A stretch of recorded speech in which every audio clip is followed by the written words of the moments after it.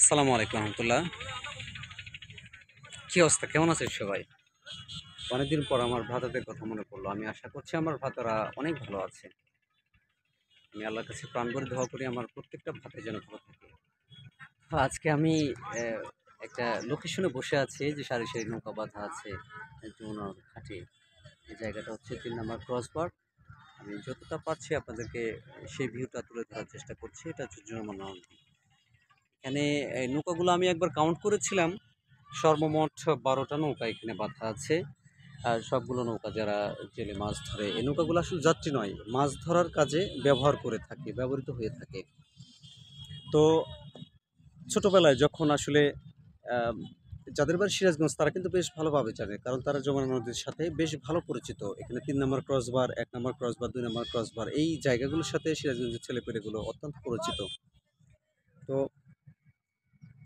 যখন ছোটবেলায় আমার নানির বাড়ি আসলে যমুনা নদীর একদমই পার ঘেঁষে, যখন এই নানির বাড়িতে বেরোতে আসতাম, এই যমুনা নদীর যে সৌন্দর্যগুলো তা বিমোহিত করতো। কিন্তু যে ছোটবেলায় দেখেছি এই বিষয়গুলো, তখন আসলে মনকে সান্ত্বনা দিয়ে শেষ করতে পারিনি যে আর কি আছে আর কি নাই।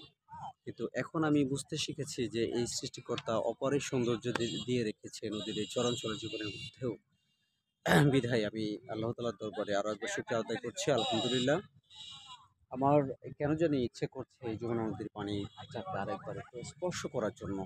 কারণ যে স্নিগ্ধ কোমল অনুভূতিটা পাওয়া যাবে সেটা আসলে অন্য কোথাও পাওয়া সম্ভব নয়। আসলে এখানে এই পানিটা স্পর্শ করে বিশেষ কিছু পাওয়া যাবে বিষয়টা এমন না, কিন্তু এটা একটা আগ্রহের বিষয়।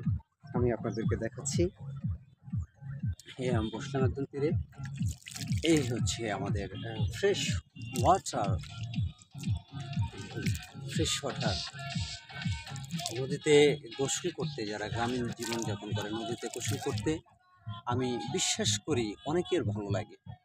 আমার তো ভালো লাগে, সেই সাথে আমি বিশ্বাস করি যেটা অনেকেরই ভালো লাগে।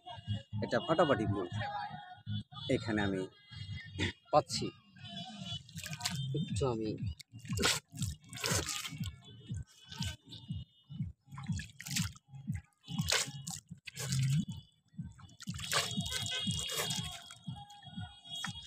অনেকদিন পর আমি নদীর পানিতে